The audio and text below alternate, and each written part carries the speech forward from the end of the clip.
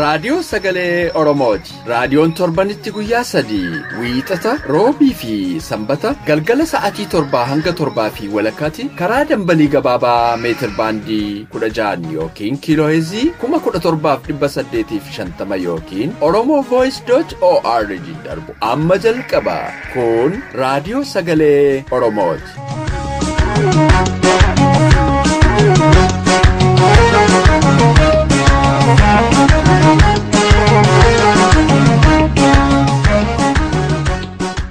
Akkam waltan dhaggeeffattoota keenya kabajamoo. Kun qophii keenya wiixata raadiyoo sagalee Oromoo irraatii yeroo kana kan isiniif darbu.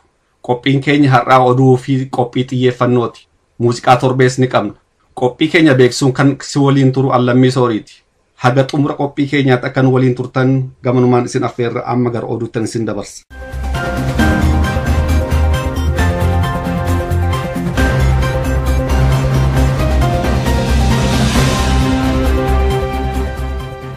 Akka moltan dhaggeeffattoota keenya oduu sa'aatii kanaaf qabnuun isin dhageessisaa Allalisee Odaajooti. Waraanni wayyaanee halkan edaa dubartii Ayyaantuu Mohaammed Shaanqoo jedhamtu ajjeesuun gabaasame. Oduun godina Harargee Bahaa magaalaa Qobboo keessaa nu ga'e akka ibsutti waraanni wayyaanee halkan edaa jechuunis Eebila 8 bara 2018 mana aadde Ayyaantuu Mohaammed deemuun gudeeduuf yaalii godhanii turan. Haa ta'uutii aadde Ayyaantuun akka abbaa manaa qabduu fi ulfa garaa qabduu ibsuun mormitee turte. Garuu humnoota agaazii halkan keessaa sa'aat tokko irratti mana keessaa gadi baasuun rasaasaan ajjeesanii akka gatanii deeman maddi keessaa ibsee jira. Ayyaantuun dubartii hojii daldala jimaan jireenya ishii gaggeeffachaa turte ta'uun beekameera. Qeerroo Oromoo 3 baatii 3 dura magaalaa Ambootti wareegamaniif siidaan yaadannoo ijaarame. Akka gabaasa nu ga'etti siidaan yaadannoo kun ijoollee Oromoo ji'a 3 dura magaalaa Ambootti waraana wayyaaneen wareegamanii booda tokkotti awwaalamaniif kan ijaarame. Siidaan yaadannoo kun kan odaa fi barruu seenaa qeerroo Oromoo 3 ofirraa qabudha. Wareegamtoota Oromoo 3nis Ashabbir Dhugaasaa, Sannaayit Tolchaa fi Rabbummaa Sinnootee akka turan kan yaadatamu. Guyyaa gootota Oromoo Eebila 15 kabajamu irratti hawaasni Oromoo bal'inaan akka argaman konyaan Abaawoo Viiktooriyaa waamicha godhe. Konyaan Abaawoo Viiktooriyaa dhaamsa dabarseen akka hubachiisetti ayyaanni gootota Oromoo kan yaadatamu wareegamtootaaf kabaja kennuun cinattis kaayyoo isaan wareegamaniif kaayyoo eebbifamaa ta'uu mirkaneessuufi. Hawaasni Oromoo magaalaa Meelboorni keessa jiraatanis Eebila 15 bara 2018 waaree booda galma Filaamingiten keessatti argamuun guyyaa kanaaf kabaja qaban akka mul'isan konyaan Abaawoo Viiktooriyaa dhaameera. Eebilli 15 bara 1980 irraa kaasee waggaa waggaan akka guyyaa gootota Oromootti yaadatamaa jiraachuun kan beekamu. Oduun sa'aatii kanaaf qabnu kanuma qophiilee keenyaaf waliin nagaan nuuf tura.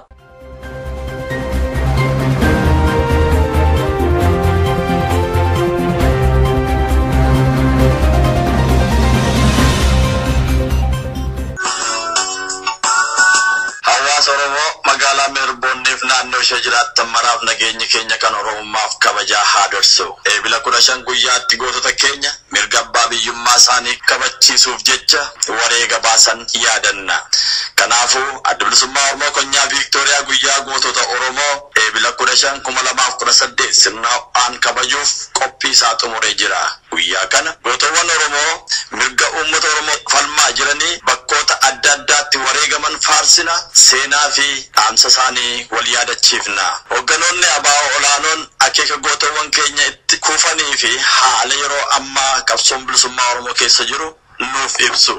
Akkasumas gumaa gootawwan keenya baasaa kan jiru waraana bilisummaa Oromoo bakka bu'uun hoggana waboo dhaamsa dirree qabsoorraa nuuf qabu. Kana malees qophiilee bohaarsoo gootawwan kufan nu yaadachiisanii fi irbuu keenya nu haaromsiisan hedduun qophaa'aniiru. Kanaaf guyyaa seena qabeessa kana waliin kabajnee akeeka gootawwan keenyaa itti wareegaman galmaan gahuuf qabsoo gaggeeffamaa jiru keessatti qooda Oromummaa seenaan nurra kaa'e akka waliin bahannuuf kabajaan isin waamneerra. Guyyaan Eebila 15 bara 2018 sa'aatii 3 walakkaa irratti bakka Filaamingten Community Center 25 Alexander Road Victoria kottaa waliin guyyaa gosa keenyaa yaadannaa. Konyaa adda bilisummaa Oromoo Victoria gadaan gadaa xumura garbummaati. Jifannoo uummata Oromoof qabsoon ni kufaa, qabsoon itti fufaa. Amma immoo qophiin kan wallee torbiiti. Itti aansuun sagantaa keenya idilee xiyyeeffannaatu dhiyaata. Amma gara walleetti.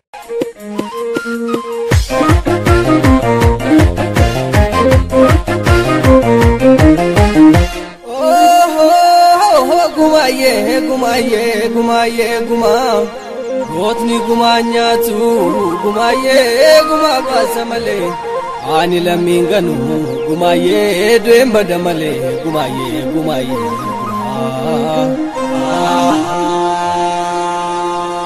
oh gumaye kawal rayau gumaye borkanab jalaka Nimal tudu fare gumaye yondu badde saka gumaye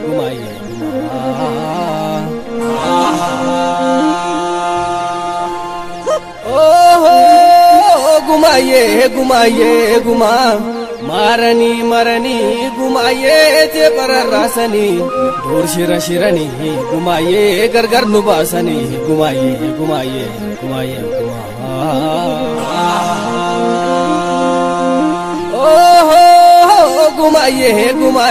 guma o sofra kamnu gumaye kawani kamne hinjiranu yomu gumaye alaga marfamne sabla mafatane gumaye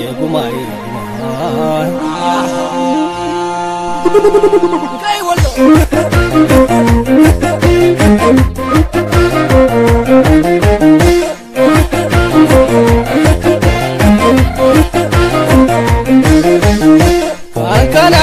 kankana walmari kota waya kankana wallo kankana walmari kota waya kankana gero kankana walmari kota waya kankana wallo kankana walmari kota waya kankana sanina saname walmari kota waya kankana sanina lizare walmari kota waya kankana biya kenya rati walmari kota waya kankana sabam nitanare walmari kota waya kankana sanina pawato walmari kota waya kankana sanina wabituda walmari kota waya kankana gabalai salake walmari kota waya kankana wallo noromyaga walmari kota waya ayai wallo baretuma sanjina ligangul kami gamoman baradu badokai soru limani Kufari kiyada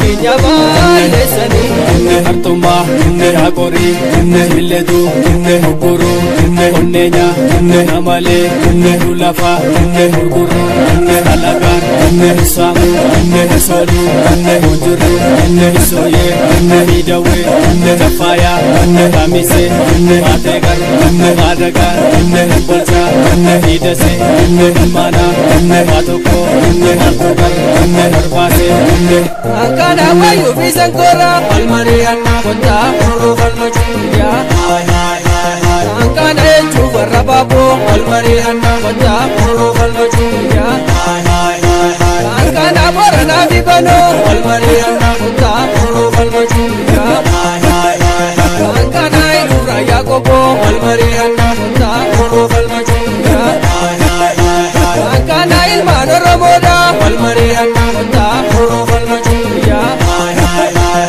kana borana baretu walmari kota falmachuya kana romiya taka walmari kota falmachuya kana biyala mantatu walmari kota falmachuya abaha lakipa gadina Sarana Mustabai Kankano Rondia Lomba Balese Ragal Garbe Yapa Sarati Sabdama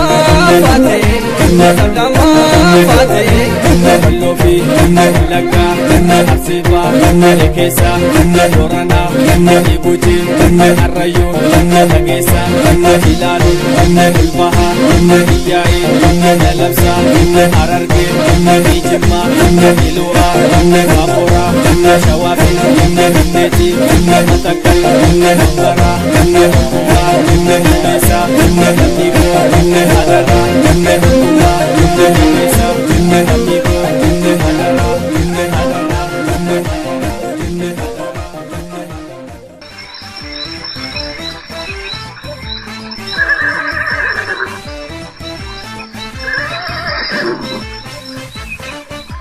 Qophii xiyyeeffannaa.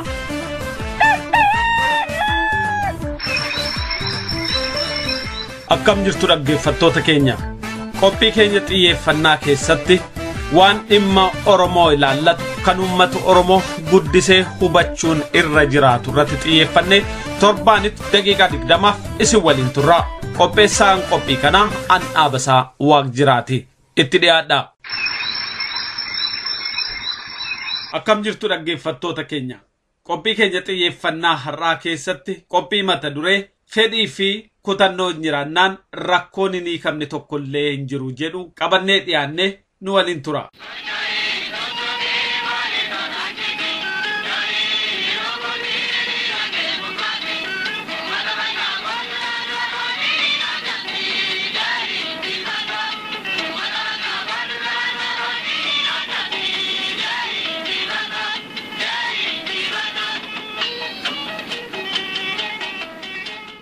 Enya kana akkaaraatti ho'ee kan bulluqee haalli siyaasaa Itoophiyaa yeroo ammaa kana qaxxaamuraa adda addaa irratti argama. Warri gariin haalli ammaa aanja'ee mul'ate kun rakkoo biyyattii hiikuudhaaf aanjaa gaarii argateera jedhanii abdii guddaadhaan dubbatu.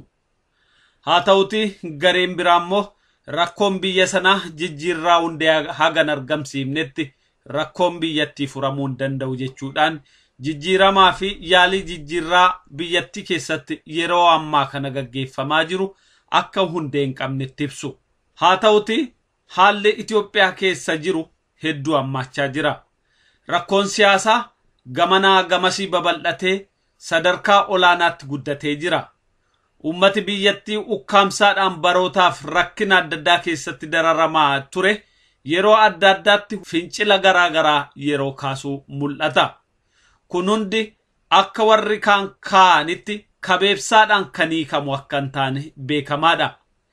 Rakkoon biyyattii rakkoo siyaasaa fi rakkoo hundee sirnaa waan ta'eef furmaatis naannoodhuma kanarraa madduu akka qabuu fi akka irratti hojjetamuu qabu namoonni hedduu irratti walii galu.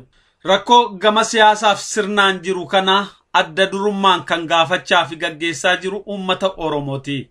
Uummanni Oromoo baroota dheeraaf mirgi isaa mulqamee moggeeffamee cunqursaan daangaa hin qabne irratti gaggeeffamaa turuun kan beekamu. Jarmiyoonni siyaasaa Oromoo bifa adda addaan mirga uummata Oromootiif qabsoo gaggeessaa jiranis karaa garaagaraa ibsa baasaniin rakkoon sirnaa fi rakkoon siyaasaa hagan hiikamnetti rakkoon uummata Oromoo furmaata argachuu akka hin dandeenye mul'isaniiru.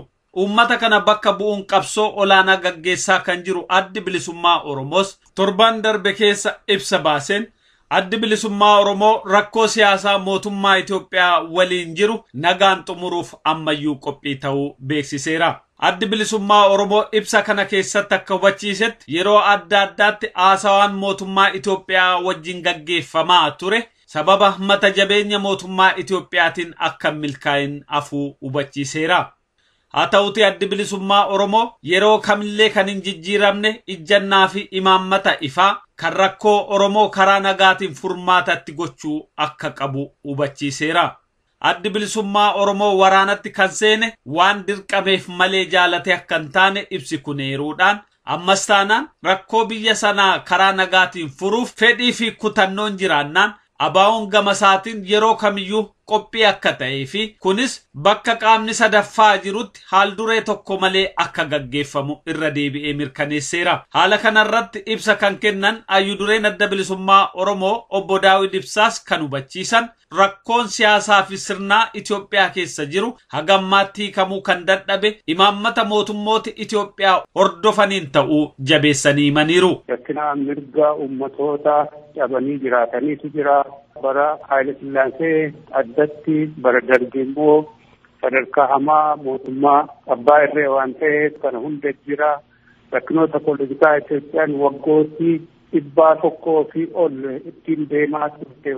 Rakkina kolonii fi addatti immoo kaacuuccaa abbaa irrummaa sirna nugusummaan buluu kun fuulduratti tarkaanfachiisu jedhamee humnootiinii fi kanneen sochii dimokiraasii godhanii rakkinoota poolitikaa Itoophiyaa keessa jiran furmaatatti gochuudhaaf mootummaan Itoophiyaa waliin bara 1991 bilisummaa Oromollee qooda fudhatuudhaaf gale.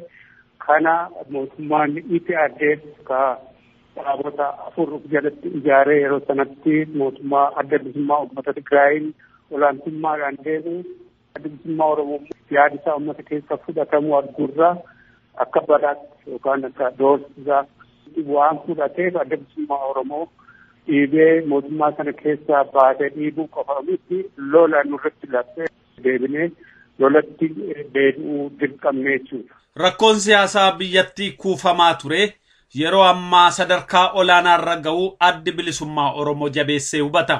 Rakkoo kana yoo yeroodhaan taa'anii karaa nagaatiin hin hiikne biyyattii keessatti balaa guddaan dhufuuf deema. Abaawoon rakkoon caaluu akka hin dhufneef ammallee imaammata ifa qabu keessatti lafa kaa'ee jira. Haa ta'uti imaammata abaawoo kan faalleessu waraana isarratti labsamee jirudha. Kanaaf addi bilisummaa Oromoo ammallee jabeessee kan itti amanu rakkoo siyaasaa karaa nagaan hiikuudha.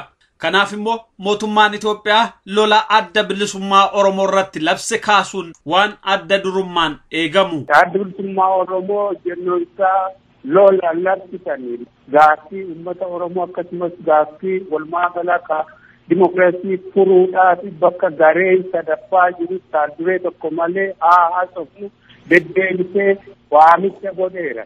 Kana qofa otoo hin taane rakkinicha arguudhaan qaamota adda addaa mootummoota adda addaa dhimma kana furuudhaaf akkuma achirratti tarrifne yeroo adda addaatti tattaafataniiru. Tattaafata kanaaf adda bilisummaa Oromoo karaa isaa fedhii guddaa agarsiisee tattaafata kana godheera. Ofiis yeroo adda addaatti ibsa baaseera.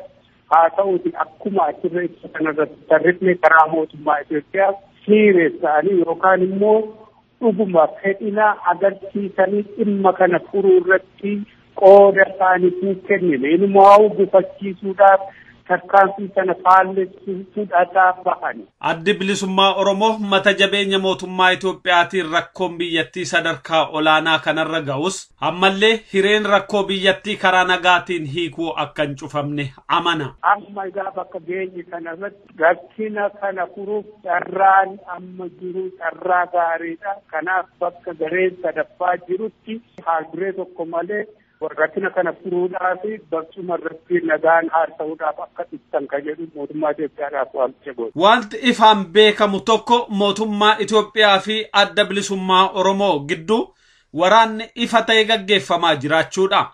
Akkasumas uummati Oromoo mirga isaatiif falmaa gaggeessu bakka iyyuutti mootummicha waliin wal falmaa akka jiru beekamaadha. Torbaan darbe keessa waraanni bilisummaa Oromoo zoonii kibbaa akka ibsetti waraanni mootummaa Itoophiyaa sakattaaf itti bobba'ee ture. Haa ta'uti mirga isaa kabachiifachuudhaaf bosona kan seene waraanni bilisummaa Oromoo haleellaa ofirraa ittisuu yeroo kamiyyuu gaggeessuu dhiisu. Torbaanuma darbe kana keessa waraanni bilisummaa Oromoo haleellaa ofirraa ittisuu fudhateen waraana wayyaanee haga tokko barbadeessuu isaa ibsee jira. Kudhanii shanii reeffaa arganiiru konkolaataan tokko waraanni tokko guutumaan guututti barbadaa'ee kaanis tajaajilaa nama ta'eera reeffaa guuraa ooltee namni tokkollee nurraan duuni tokko nurraa mataa jettee odeessisaa jirti. Amma ajajaan komaandi poostii aanaa waaqilee isa ta'e namni Mahammad jedhamu tokko akka warra san keessa akka jirudha amma dubbatamaa jiruudha. Lolli kun godina Booranaa aanaa Borboriif Waacile gidduutti bakka Goobdaa jedhamutti kaleessa biyyaa akka inni ta'ee gaa'oduu dabalataa bal'inaan sababa neetworkiitiin argachuu hin dandeenye. Nama garii biratti dubbiin waraanaa kun faallaa nagaa akka ta'etti hubatamuu mala. Haa ta'uutii waraanni adda bilisummaa Oromoon gaggeeffamaa jiru kun nagaa humnaan fudhatame iddootti deebisuuf kan gaggeeffamu malee nagaa booressuuf kan gaggeeffamu miti. Nagaa uummata Oromoo kan booresse sirna mootummaa Itoophiyaatiin qajeelfamu.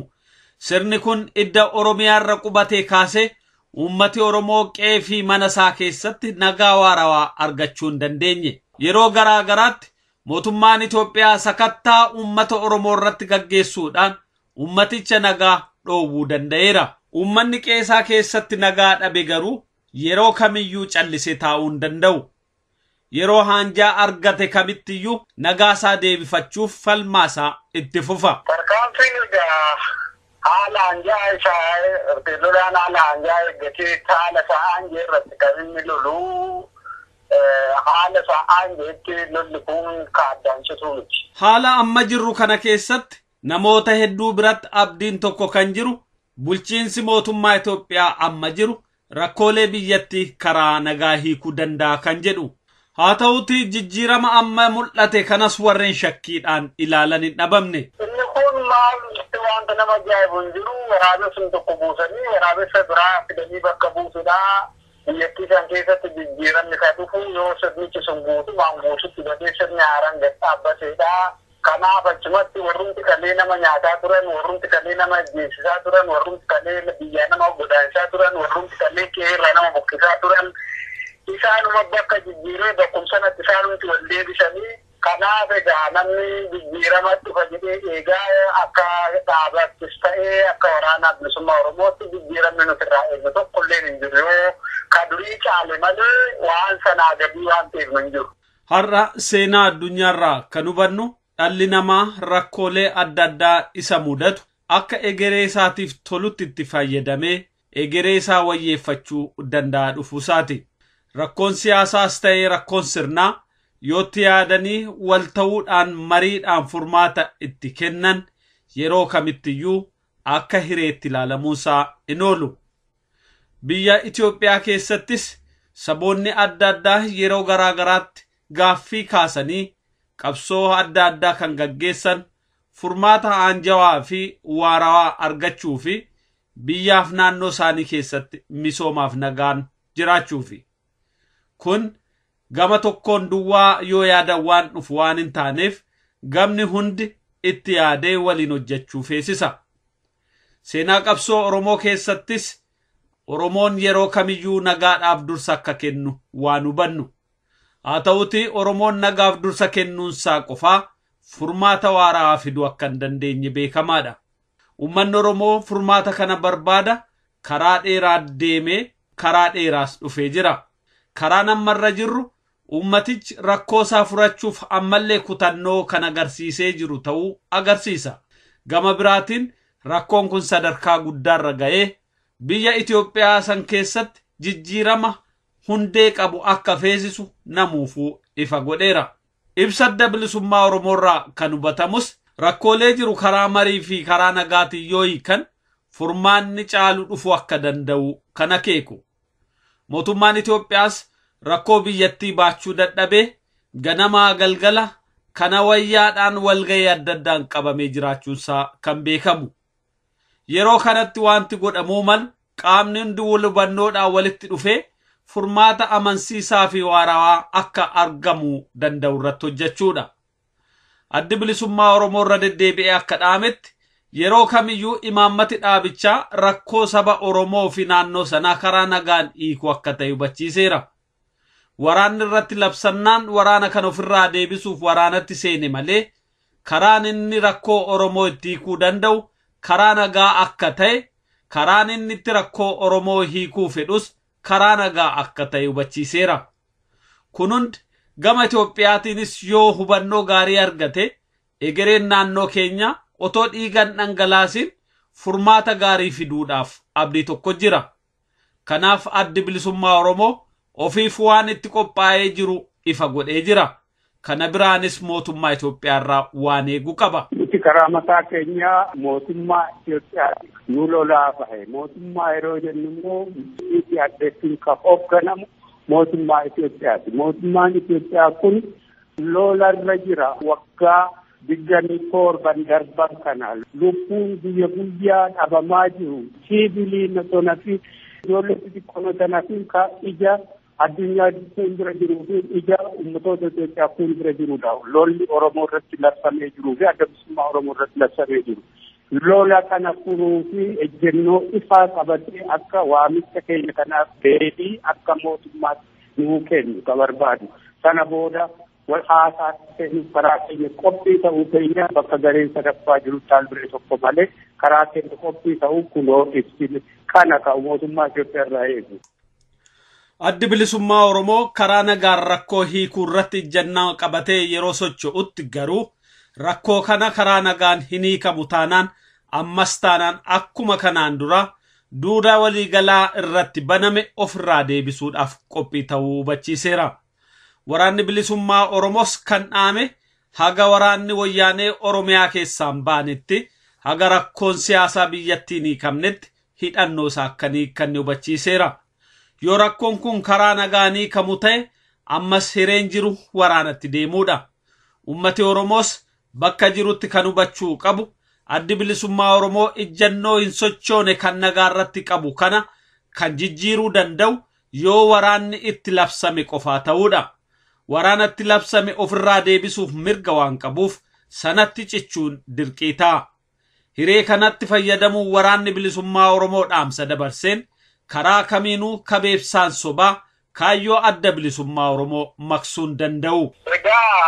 Amma jijjiirraa kabeebsaa wayyaaneen amma ittiin uummata gowwoomsu kanaan otoo hin gowwoomne gocha amma jedhamaa jiruu fi oduu amma odeeffamaa jiruun otoo mirkaananii of hin daganne qabsoo kanatti xumura gochuudhaaf immoo sirnichi kun jijjiiramuu qabaa. Jijjiiramni biyyattii kanatti dhufuudhaaf jijjiirraa namaa otoo hin taane jijjiirneen sirnichaa akka barbaachisu beekanii mootummaa gabroonfataa ganna 28 oliif qabeenya uummata Oromoo saamee dhiiga ilmaan Oromoo dhangalaasee dhiiga dhugaa bahe kana oloon amma godhamaa jiru kanaan otoo hin gowwoomne hundeen buqqifnu malee biyyattii sanaafis uummata sanaafis furmaanni dhufu tokkollee waan hin jirreef garaan qabsoo itti jiran cimsanii jabeessanii qabsoo kanatti xumura gochuu mootummaa kanattis xumura ta'uun dhaamaa.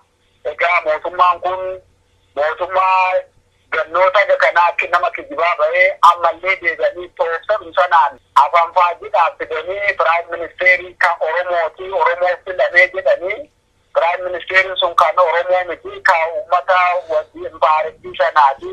Sirnicha sana tiksuudhaaf malee danda'a uummata Oromoo tiksuudhaaf miti namni kun kan dhufee uummata Oromoo guyyaan inni yaadatuyyuu hin jiru afaan Oromootuyyuu dubbachuuyyuu hin barbaadu kana booda kanaaf uummata Oromootiif jijjiiramni dhufe tokkollee hin jiru waan ta'eef isa kana beekanii qabsoo isaanii daran cimsuudhaan sirnichi kun guutummaan guututti barbadaa'ee sirni dimokiraataa walqixxummaa akka gadi dhaabbatu utubuudhaaf waraana bilisummaa Oromoo fi adda bilisummaa Oromoo cinaa akka dhaabbatan hangaa waamicha godha. Addi bilisummaa Oromoo akka ifa godhetti rakkoo siyaasaa impaayera Itoophiyaa hudhee qabeef furmaanni rakkoo jiru sodaan alatti ifatti irratti mari'achuudha. Lola labsames kaasuun gaaffii uummata Oromoof deebii qajeelaa kennuudha. Mootummaan Itoophiyaa yeroo kamiyyuu yoo lola filateetti fufe kan ittiin badus mootummichuma ta'uun beekamaadha. Addi bilisummaa Oromoo qeen Oromoo lolaanis akka baduun barbaadu. Lubbuun Oromoo lola keessatti akka gaaga'amus hin barbaadu. Addi bilisummaa Oromoo nagaa uummati Oromoo jaalatuu fi guddisee barbaadu akka inni waaruu fi akka inni amansiisaa ta'u barbaada. Nagaa kana gadi jabeessee dhaabuufis wareega barbaachisu hunda karaa hundaan itti baasaa yoo nagayeera. Ammas ifaan ifatti kan jiru nagaan Oromoo karaa nagaa hin dhufa taanaan addi bilisummaa Oromoo rakkoo kamiyyuu karaa nagaan haasa'ee hiikuudhaaf qophii ta'uusaa ibseera. Rakkoo siyaasaa karaa nagaatiin hiikuun akka danda'amus muuxannoo hedduurraa hubachuun hin danda'ama.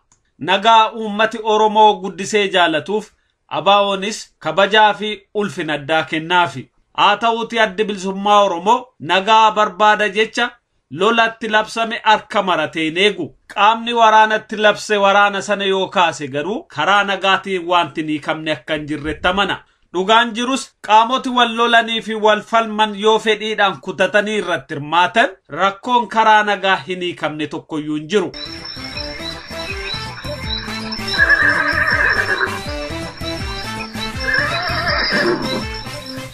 Haga yoonaatti caqasaa ka turtan raadiyoo sagalee Oromoo dambalii gabaabarraa isiniif darbaa ture. Daqiiqaa 30 waan waliin turtaniif hedduu galatooma. Qophiilee keenya roobiitiin hanga walitti deebinutti nagaan nuuf turaa. Horaa bulaa.